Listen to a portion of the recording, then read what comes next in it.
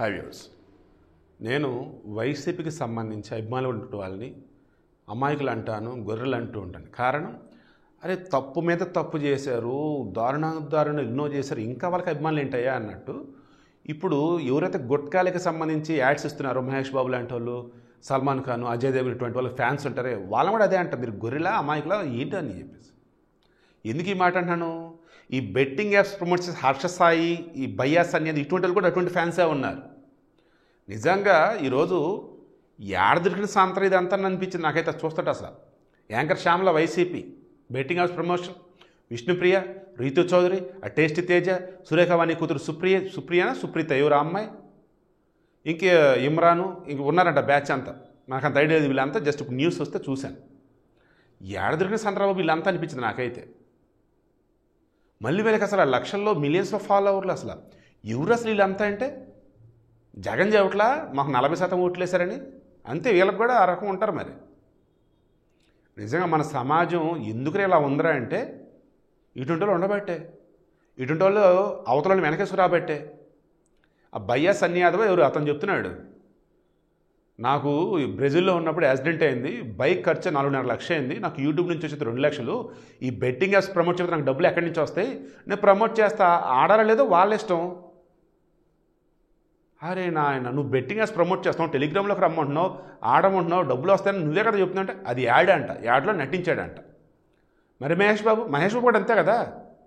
Pan Bahar, నేను add ఆపేసాడు అనుకున్నా, contract అయిపోయింది అనుకున్నా, నిన్న మొన్న ఆంధ్రజ్యోతి ఫ్రంట్ పేజ్ యాడ్ మొత్తం అదే, పాన్ బహార్ మహేష్ బాబు. చెప్పండి, మహేష్ బాబు రైట్ అయితే మరి ఇప్పుడు ఈ బెట్టింగ్ యాప్స్ ప్రమోట్ చేసే కూడా రైటే. కమింగ్ టు సజ్జనార్ గారు, ఇవన్నీ చేపలండి, సొరచేప ఉంది. ఎక్కడ? మన హైదరాబాద్ మెట్రో ట్రైన్ ఉంది కదా, నాకు నిన్న ఒక వ్యక్తి మెయిల్ పెట్టాడు, సార్ ఇదేంటి సార్ మరి అని. అసలు పట్టుకోవాల్సింది ఇది సార్ అన్నాడు. నేను ఫీజులు ఎగిరిపోయినా. నాకైతే ఏంటండి మెట్రో ట్రైన్లోనే యాడ్లా అన్నారు. అంటే అవునండి అన్నారు. అప్పుడు రికలెక్ట్ చేసుకుంటే, నేను హెచ్ఎంటీవీలో ప్రైమ్ టైం డిబేట్ చేసేటప్పుడు 2022లో ఈవినింగ్ బస్కి మా area near by metro station దగ్గర, అక్కడి నుంచి వచ్చేసి జూబ్లీహిల్స్ పెద్దమ్మ గుడి, నేను వస్తూ పోతున్నప్పుడు కూడా మళ్ళీ వీడియోలు మళ్ళీ పెట్టుకుంటూ ఈ హడావులు ఉండి అంత చూశాను కాదు. ఇతను చెప్తే ఒకసారి రికలెక్ట్ చేసుకుంటే నిజమే కదా అనిపించింది.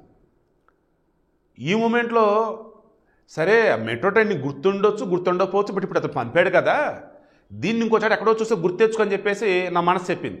యాడ్రయ్య అంటే ఐపీఎల్, ఇండియన్ ప్రీమియర్ లీగ్, అక్కడ వచ్చేసి దిక్కుమాలినటువంటి గుట్కా యాడ్లు, విమల యాడ్లు అండ్ ఈ బెట్టింగ్ యాడ్లు కూడా. అదేమంటే ఏ బెట్టింగ్ యాప్లు అయితే నిషేధించారో అవి చైనా అండ్ వేరే దేశాలు చెందిన కంపెనీలు అవి.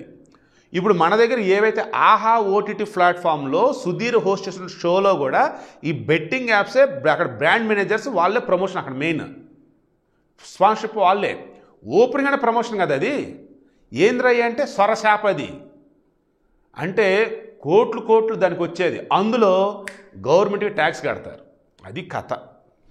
సో సజ్జనార్ గారు, ఇప్పుడు ఈ నా అన్వేషణ కుర్రోడు అన్నాడు కదా, అతని మీద కేసు నమోదైంది అంటారు. ఏంద్రని చెక్ చేస్తే అతను గతంలో ఆటగాళ్ళు అంటూ ఆటలకు సంబంధించి ఇప్పుడే పని అయిందని ఇన్ని రెండు అని గలీస్తనంగా అతను కొన్ని వీడియోలు ఉండేవి. నేను అదే విషయాన్ని నిన్న మొన్న ఎప్పుడో చెప్తాను, అతని ఫ్యాన్స్ కొంతమంది వేరే విధంగా హట్ అయినట్టున్నారు, కొన్ని కామెంట్లు పెట్టి నేను తీసేసినట్టున్నా. అప్పుడు నాకు అర్థమైంది ఇది సందర్భంలో చెప్దామని. నాకు ఇది సందర్భం. ఇప్పుడు ఇది ఇతనికి సంబంధించి, ప్రపంచానికి సంబంధించి యాత్రలు చేస్తూ అక్కడ ఉండే విశేషాలు చెప్తూ, గుడ్, నో డౌట్. కానీ అడల్ట్ ఓరియంటెడ్ అతని డబుల్ మీనింగ్ డైలాగులు ఏంటి, అమ్మాయిలతో వచ్చేసి గల్లీస్తరంగా అతను మాట్లాడతాం ఏంటి, అవి చూశారు కదా మీరు.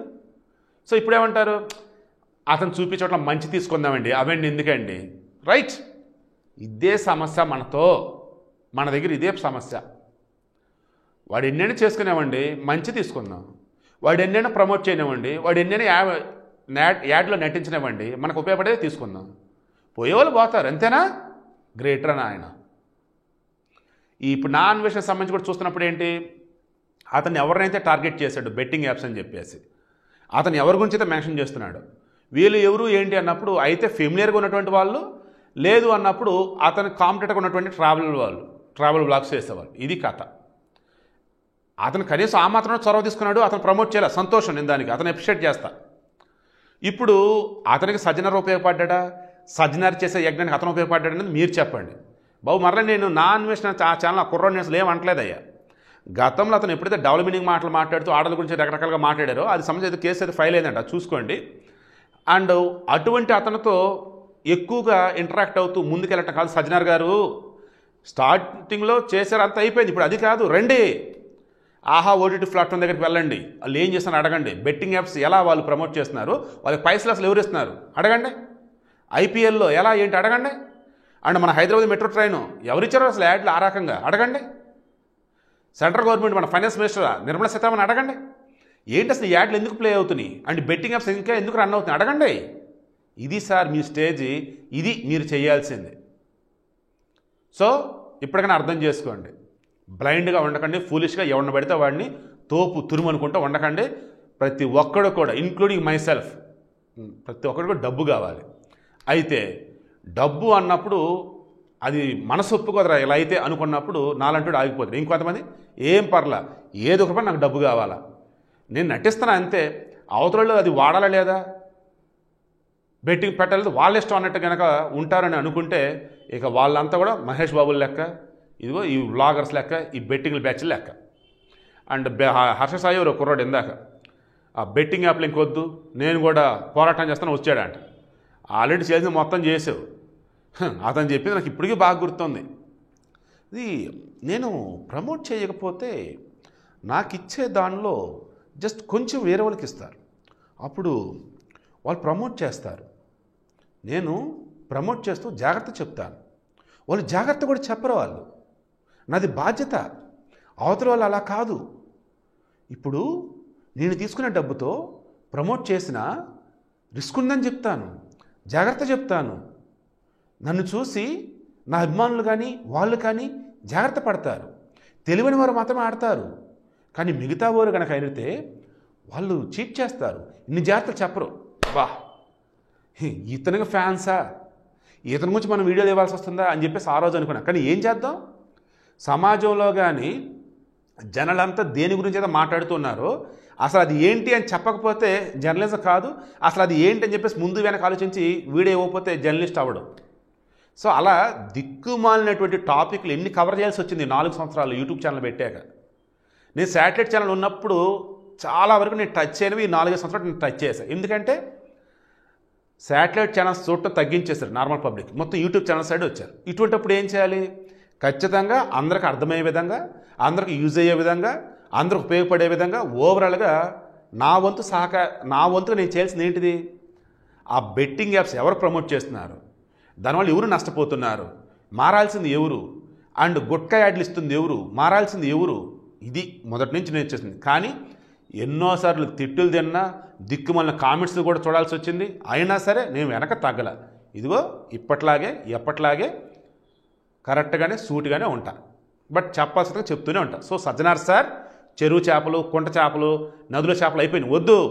సముద్రపు చేపలు, సొర చేపలు ఉన్నాయి, పదండి వేటాడదాం. ఆహా ఐపీఎల్ అండ్ హైదరాబాద్ మెట్రో మామూలు కాదు సార్ అవి.